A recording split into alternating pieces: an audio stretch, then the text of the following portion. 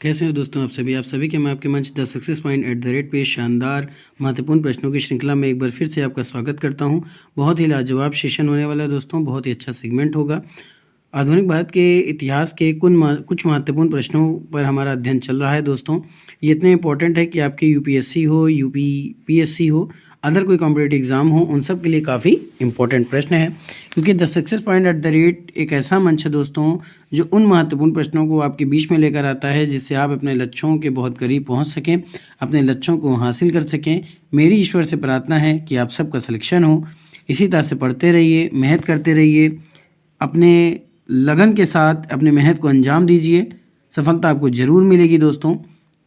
शुरू करने से पहले गुजारिश है कि इस वीडियो को ज़्यादा से ज़्यादा शेयर करें। वीडियो आपको कैसी लगती है कमेंट में ज़रूर बताएं। सब्सक्राइब करना ना भूलें और बेल आइकन ज़रूर ऑन करें दोस्तों, ताकि आपको वीडियो की अपडेट मिलती रहे। चलिए शुरू करते हैं, देखते हैं आज का पहला प्रश्न क्या कह रहा है। आज का पहला प्रश्न क्या है दोस्तों। शुरू करने से पहले दोस्तों कलर चेंज कर लिया जाए। चलिए, तो आज का पहला प्रश्न है दोस्तों, 1946 के तिभेगा आंदोलन किस वर्तमान राज्य से संबंधित है। दोस्तों तिभेगा का मतलब यानी कि तिभागा आंदोलन। तो 1946 के तिभागा आंदोलन किस वर्तमान राज्य से संबंधित है, यानी कि जो तिभागा आंदोलन है वो किस राज्य से संबंधित है। आंध्र प्रदेश, पश्चिम बंगाल, बिहार, उड़ीसा। तो फटाफट से कमेंट में उत्तर कीजिए कि इसका सही जवाब क्या होगा दोस्तों। दोस्तों ये एक इम्पोर्टेंट प्रश्न है।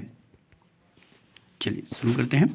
बताइए 1946 के तिभेगा आंदोलन यानी कि तिभागा आंदोलन या तिभागा आंदोलन किस वर्तमान राज्य से संबंधित है। इसको तिभागा भी कहते हैं, तिभागा भी कह सकते हैं। तो इसलिए किस वर्तमान राज्य से संबंधित है। आंध्र प्रदेश, पश्चिम बंगाल, बिहार, उड़ीसा। तो दोस्तों तिभागा आंदोलन 1946 में हुआ था, और ये जो संबंधित राज्य है या जिससे ये संबंधित है आंदोलन, ये है पश्चिम बंगाल। तो ऑप्शन आपका बी राइट हो जाएगा। B is the right answer for this question. दोस्तों ये जो बड़ी बातें मैं कर रहा हूँ, इसका मतलब ये है कि आपके सामने हो सकता हो शायद कई तरह के प्रश्न बन जाएं इसी क्वेश्चन से, जैसे कि तिभागा आंदोलन किस राज्य से संबंधित है, या तिभागा आंदोलन किस वर्ष में हुआ था। तो ये 1946 में हुआ था। आगे चलते हैं दोस्तों। तो दोस्तों अगला प्रश्न क्या कह रहा है। अगला प्रश्न है कि वर्नाकुलर प्रेस अधिनियम और शस्त्र अधिनियम किस वायसराय के द्वारा पारित किया गया था। प्रश्न क्या है कि वर्नाकुलर प्रेस अधिनियम और शस्त्र अधिनियम किस वायसराय के द्वारा पारित किया गया था। ऑप्शन है Lord Lytton, Lord Mayo, Lord Dalhousie या फिर लॉर्ड हार्डिंग। फटाफट से पहले दोस्तों इसका उत्तर दीजिए। सॉरी।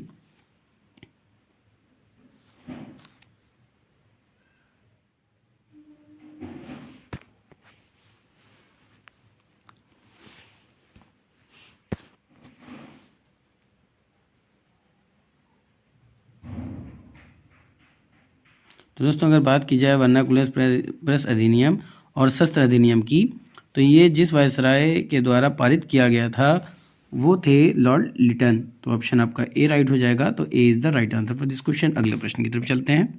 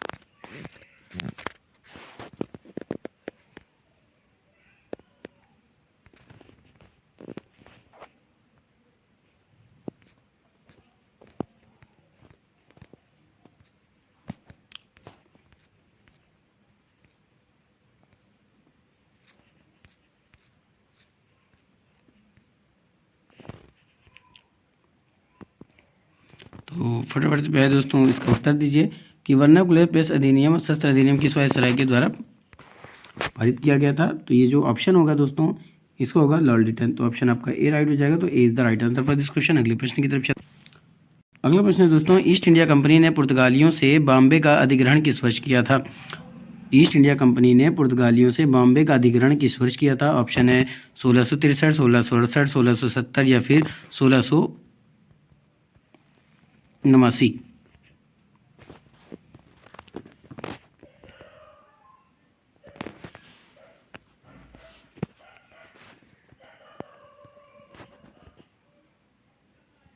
तो दोस्तों बात की जाए ईस्ट इंडिया कंपनी ने पुर्तगालियों से बॉम्बे का अधिग्रहण कब किया था, तो ये किया था सन 1668 में।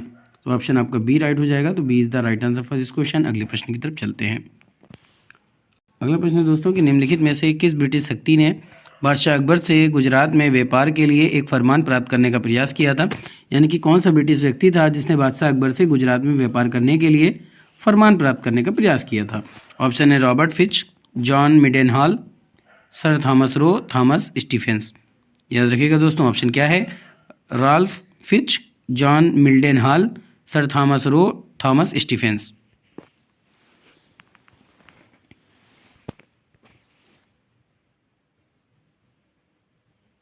तो दोस्तों जिस ब्रिटिश व्यक्ति ने बादशाह अकबर से गुजरात में व्यापार के लिए एक फरमान प्राप्त करने का प्रयास किया था तो वो थे जॉन मिल्डेनहॉल, जो कि ऑप्शन बी पे है। तो B is the right answer for this question. अगले प्रश्न की तरफ चलते हैं।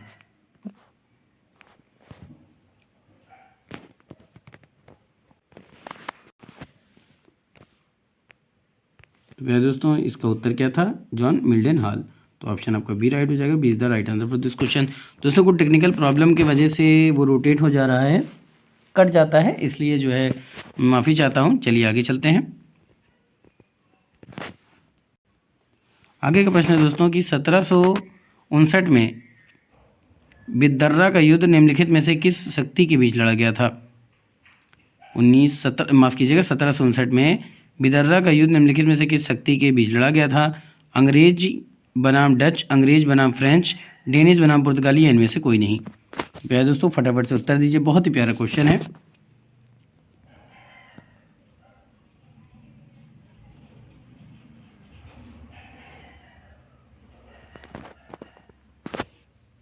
तो दोस्तों 1759 की बात है। बिदर्रा का युद्ध जिन शक्तियों के बीच लड़ा गया था वो अंग्रेज और डचों के बीच लड़ा गया था। तो ऑप्शन आपका ए राइट हो जाएगा। तो A is the right answer for this question. अगले प्रश्न की तरफ चलते हैं। अगला प्रश्न दोस्तों कि लिसन उल सिद्दक नामक पत्रिका की शुरुआत किसने की थी? दोस्तों ये एक इम्पॉर्टेंट प्रश्न है, आ सकता है। Maulana Abul Kalam Azad, doctor Abdul Kalam, doctor Zakir Hussain, doctor Hamid Ansari. Lisan ul Sidq नामक पत्रिका की शुरुआत किसने की थी? बहुत इंपॉर्टेंट प्रश्न है दोस्तों, फटाफट से उत्तर दीजिए। तो लिसन उल सिद्दक नामक पत्रिका की शुरुआत जिसने की थी वो थे मौलाना अबुल कलाम आज़ाद। तो ऑप्शन आपका ए राइट हो जाएगा। तो A is the right answer for this question. अगले प्रश्न की तरफ चलते हैं। अगला प्रश्न है कि निम्नलिखित में से किस शक्ति के बीच बेसिन की संधि पर हस्ताक्षर किए गए थे? अंग्रेजी बनाम मराठा, अंग्रेजी बनाम मैसूर, अंग्रेजी बनाम फ्रेंच, अंग्रेजी बनाम पुर्तगाल। कौन सी शक्ति के बीच में बेसिन की संधि पर हस्ताक्षर किया गया था?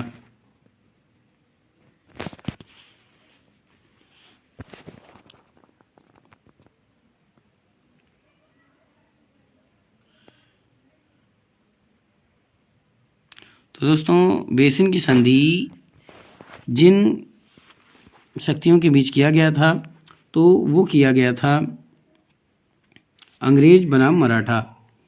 तो ऑप्शन आपका ए राइट हो जाएगा। तो A is the right answer for this question. अगले प्रश्न देखिए, जो मराठा होते हैं दोस्तों पेशवा भी होते हैं, पेशवा कहते हैं। याद रखिएगा कि ये जो आपका प्रश्न बन सकता है कि किस पेशवा के बीच बेसिन की संधि की गई थी, तो मराठा उसको मान के चलिएगा क्योंकि उनको मराठाई को पेशवा कहते हैं। चलिए आगे चलते हैं। अगला प्रश्न है दोस्तों कि पेशवा कौन था जब बेसिन की संधि पर हस्ताक्षर किए गए थे? बाजीराव प्रथम, बाजीराव विश्वनाथ, माधवराव प्रथम, बाजीराव द्वितीय। तो फटाफट से उत्तर दीजिए दोस्तों, इसका उत्तर क्या होगा?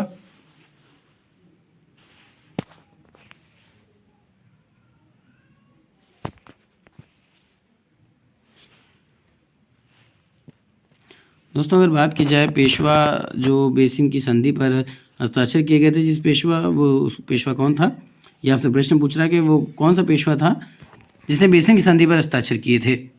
तो वो हो जाएगा दोस्तों बाजीराव द्वितीय। और अंग्रेजों के बीच लड़ा गया था तो बाजीराव ऑप्शन में है, तो D is the right answer for this question. अगले प्रश्न की तरफ चलते हैं।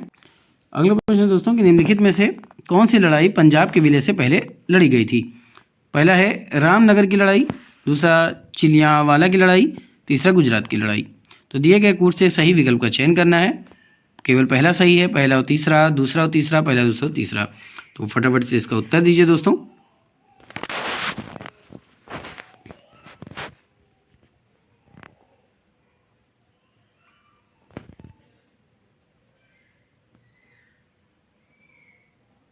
दोस्तों निम्नलिखित में से जो लड़ाई पंजाब के विलय से पहले लड़ी गई थी, आइए उसके बारे में देख लेते हैं। तो दोस्तों एक बात याद रखिएगा कि ये जो पंजाब के विलय जो हुआ था वो कब हुआ था? तो पंजाब का विलय हुआ था प्यारे दोस्तों 2 अप्रैल को। कब हुआ था? 2 अप्रैल को हुआ था। और सन कौन सा था? 1849। याद रखिएगा, ये भी एक महत्वपूर्ण प्रश्न बन सकता है कि पंजाब का विलय कब हुआ था? तो 2 अप्रैल 1849 को हुआ था दोस्तों। और इसके विलय से पहले जो लड़ाई लड़ी गई थी उसके बारे में आपसे पूछा गया है। तो रामनगर की लड़ाई दोस्तों ये लड़ी गई थी 22 नवंबर 1848 को। और चिलियांवाला बाग की लड़ाई लड़ी गई थी 1849 को। गुजरात का जो युद्ध लड़ा गया था प्यारे दोस्तों वो लड़ा गया था 21 फरवरी 1849 को। तो आपसे पूछा है कि ये जो हुआ था ये कब किया गया था? समझ में आ रही? तो देखिए रामनगर 1848 तो पहले तो ये हो गया पहला। उसके बाद गुजरात का युद्ध भी सही है, तो पहला तीसरा तो सही है। चिलियांवाला बाग 1849। बात समझ आ रही दोस्तों? तो आपका कौन सा ऑप्शन हो जाएगा? ये आपका हो जाएगा प्यारे दोस्तों, उससे पहले की बात की गई है, याद रखिएगा। 2 अप्रैल को हुआ था, तो 2 अप्रैल से पहले की जितनी लड़ाई तो पहला और तीसरा ऑप्शन हो जाएगा। तो B is the right answer for this question. अगला प्रश्न की तरफ चलते हैं।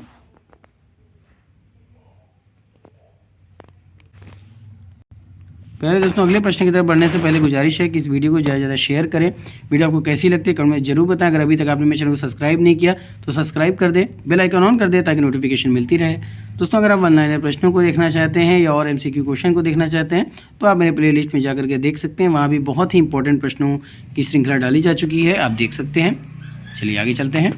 प्रश्न कह रहा है कि निम्नलिखित में से किसके कार्यकाल के दौरान सभी उच्च भारतीय अधिकारियों को बर्खास्त कर दिया गया था और प्रतिवर्ष 500 से अधिक मूल्य के सभी पद यूरोपीय लोगों के लिए आरक्षित थे?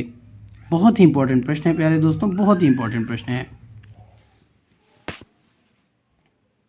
ऑप्शन है Lord Dalhousie, Lord Curzon, Lord Wellesley, Lord Cornwallis.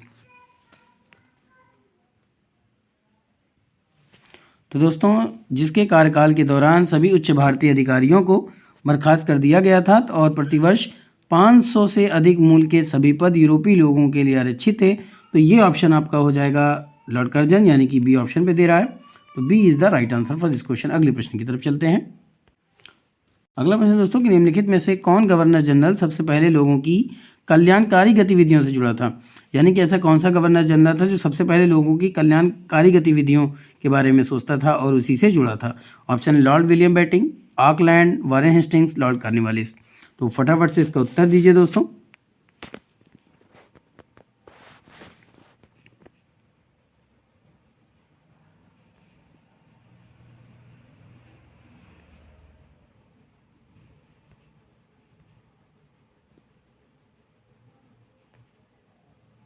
तो दोस्तों बात की जाए कि किस गवर्नर जनरल ने सबसे पहले लोगों की कल्याणकारी गतिविधियों से जुड़े थे, तो वो थे लॉर्ड विलियम बेटिंग। तो ऑप्शन आपका ए राइट हो जाएगा। तो A is the right answer for this question. अगले प्रश्न की तरफ चलते हैं।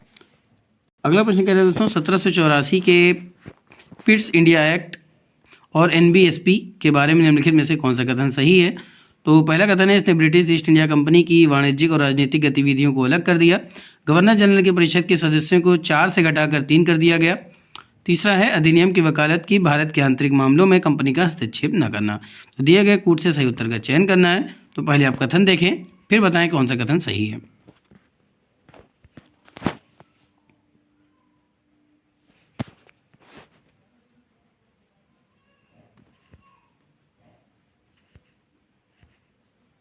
तो दोस्तों अगर बात की जाए तो इसने ब्रिटिश ईस्ट इंडिया कंपनी की वाणिज्यिक और राजनीतिक गतिविधियों को अलग कर दिया, ये भी कथन सही है। गवर्नर जनरल की परिषद के सदस्यों को 4 से घटाकर 3 कर दिया गया, ये कथन भी सही है। अधिनियम की वकालत की भारत के आंतरिक मामलों में कंपनी का हस्तक्षेप न करना, तो ये तीनों कथन सही है। नीचे दिए गए कोड से सही उत्तर होना चाहिए, पहला, दूसरा, तीसरा। आइए देखते हैं कौन से कोड पे दे रहा है। तो ये दे रहा है दोस्तों डी पे, तो इस हिसाब से आपका ऑप्शन डी राइट हो जाएगा। D is the right answer for this question. अगले प्रश्न की तरफ चलते हैं। अगला प्रश्न कह रहा है निम्नलिखित में से किस अधिनियम को सेंट हेलेना अधिनियम के रूप में भी जाना जाता है। याद रखिएगा, बहुत ही इंपॉर्टेंट प्रश्न है। सेंट हेलेना अधिनियम के रूप में भी जाना जाता है। ऑप्शन है 1813 का चार्टर अधिनियम, 1833 का चार्टर अधिनियम, 1853 का चार्टर अधिनियम, भारत सरकार अधिनियम 1858। तो ये एक इंपॉर्टेंट प्रश्न है प्यारे दोस्तों, फटाफट से इसका उत्तर दीजिए।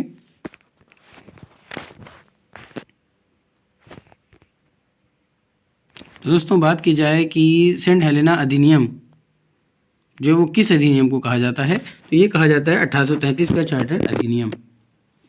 तो ये ऑप्शन आपका बी राइट हो जाएगा। तो B is the right answer for this question. अगले प्रश्न की तरफ चलते हैं। अगला प्रश्न दोस्तों, कानपुर में 1857 के विद्रोह को किस ब्रिटिश अधिकारी ने दबा दिया था। दोस्तों ये बहुत ही आसान क्वेश्चन है, आपने कई बार पढ़ा होगा। कॉलिन कैंपबेल, निकोलसन और हंटसन, मेजर विलियम टेलर और कर्नल नील। तो कानपुर के 1857 के विद्रोह को किस ब्रिटिश अधिकारी ने दबा दिया था।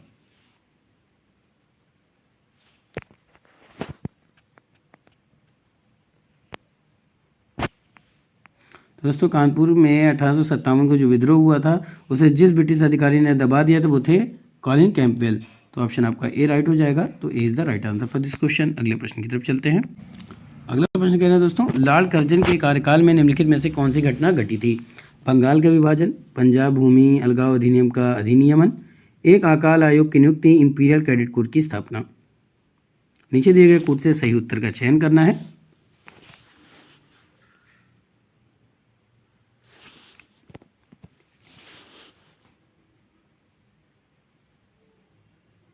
तो दोस्तों लॉर्ड कर्जन के कार्यकाल में जो घटनाएं घटित हुई थी, बंगाल का विभाजन भी हुआ था, पंजाब भूमि अलगाव अधिनियम का अधिनियमन भी किया गया था, एक अकाल आयोग की नियुक्ति भी की गई थी, इंपीरियल कैडेट कोर की स्थापना भी की गई थी। तो पहला, दूसरा, तीसरा, चौथा यही ऑप्शन होगा। आइए देखते हैं तीसरा चौथा कौन सा ऑप्शन पे दे रहा है, वही आपका आंसर होगा। तो पहले दोस्तों ये दे रहा है डी पे, तो D is the right answer for this question. अगले प्रश्न की तरफ चलते हैं। अगला प्रश्न है, कदम सिंह ने आधुनिक राज्यों के निम्नलिखित में से किस क्षेत्र में 1857 के विद्रोह का नेतृत्व किया था। कदम सिंह ने किस, यानी 1857 का विद्रोह का जो नेतृत्व किया था वो किस क्षेत्र से किया था, ये भी प्रश्न बन सकता है। सीकर जो कि राजस्थान में है, मेरठ जो कि उत्तर प्रदेश में है, महेंद्रगढ़ जो कि हरियाणा में है, देहरादून उत्तराखंड में है।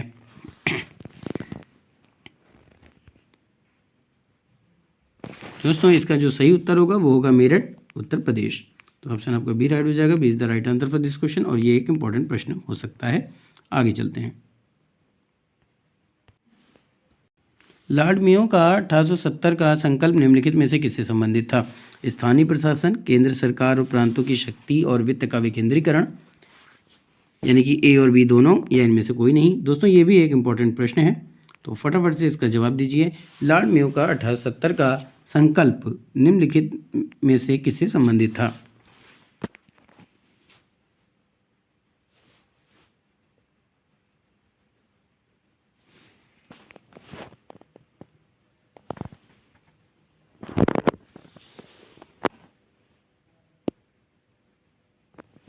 तो दोस्तों ये संबंधित था स्थानीय प्रशासन, केंद्र सरकार और प्रांतों की शक्ति और वित्त का विकेंद्रीकरण। तो ऑप्शन आपका सी राइट हो जाएगा। तो C is the right answer for this question. अगले प्रश्न की तरफ चलते हैं।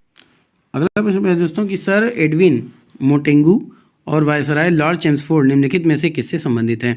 भारत सरकार अधिनियम 1858, भारत सरकार अधिनियम 1909, भारत सरकार अधिनियम 1919, भारत सरकार अधिनियम 1935। दोस्तों ये भी एक इंपॉर्टेंट प्रश्न है, तो फटाफट इसका उत्तर दीजिए। इसका उत्तर आप जानते भी होंगे दोस्तों। तो sir Edwin Montagu viceroy lord Chelmsford इससे संबंधित है, तो भारत सरकार अधिनियम 1919 से संबंधित थे। तो ऑप्शन आपका सी राइट हो जाएगा। तो C is the right answer for this question. अगले प्रश्न की तरफ चलते हैं। अगला प्रश्न क्या कहते हैं दोस्तों कि मणिपुर में 1817 से 1826 के काल को चाई तारेत खुनताकपा कहा जाता है। इस समय काल में मणिपुर में 7 वर्षों तक काफ़ी तबाही हुई। इस संदर्भ में कौन सा बिंदु अवलोकन कीजिए, मतलब कौन सा बिंदु सही है, आइए देखते हैं। इस दौरान असम और मणिपुर का नियंत्रण बर्मा के हाथ में था। दूसरा है चाई तारेत खुनताकपा यंदाबू की संधि के साथ समाप्त हुआ। तो इनमें से कौन सा कथन सही है? तो फटाफट से उत्तर दीजिए।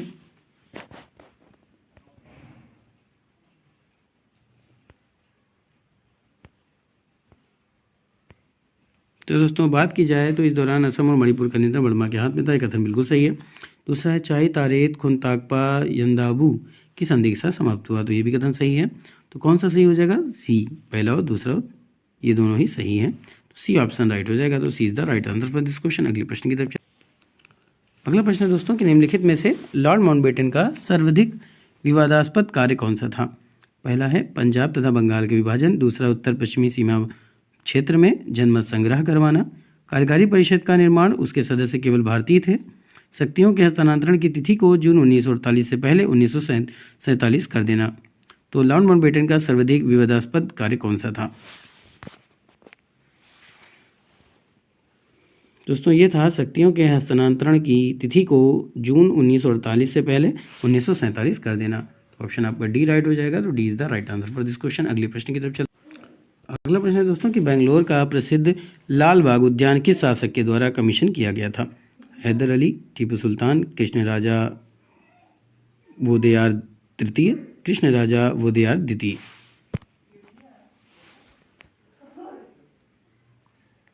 तो बेंगलोर का प्रसिद्ध लाल बाग उद्यान किस शासक के द्वारा कमीशन किया गया था?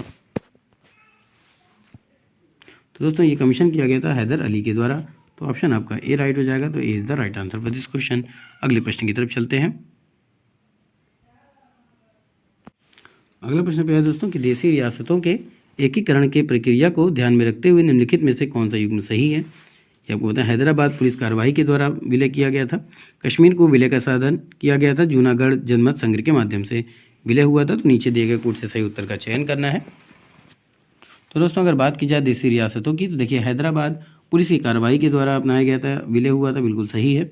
कश्मीर विलय पत्र पे हस्ताक्षर के द्वारा हुआ था, तो यानी वही विलय का साधन हो गया। जूनागढ़ जनमत संग्रह के माध्यम से, तो ये पहला दूसरा तीसरा तीनों ही सही हैं। तो ऑप्शन आपका पहला दूसरा और तीसरा जिस ऑप्शन पे होगा वही आपका राइट होगा। आगे देखते हैं। जी हाँ दोस्तों, डी ऑप्शन पे दे रहा है। तो D is the right answer for this question. अगले प्रश्न की तरफ चलते हैं। अगला प्रश्न कह रहा है कि संविधान के लागू होने के बाद भी भारत के साथ निम्नलिखित में से किस राज्य का संबंध मूल विलय पत्र द्वारा शासित होता रहा? कश्मीर, मैसूर, हैदराबाद। तो नीचे दिए गए कोड से सही विकल्प का चयन करना है।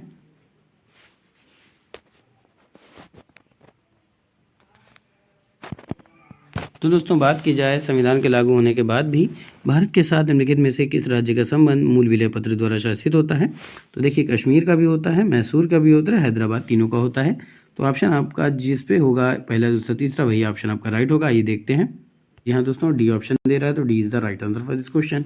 अगले प्रश्न की तरफ चलते।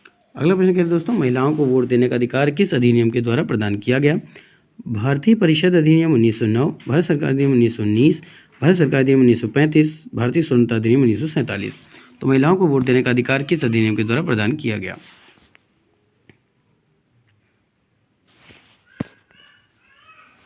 तो दोस्तों महिलाओं को वोट देने का अधिकार जिस अधिनियम के द्वारा पारित किया गया है वो है भारत सरकार अधिनियम 1919। ऑप्शन आपका बी राइट हो जाएगा। तो B is the right answer for this question. दोस्तों ये एक इम्पॉर्टेंट प्रश्न हो सकता है। आगे चलते हैं।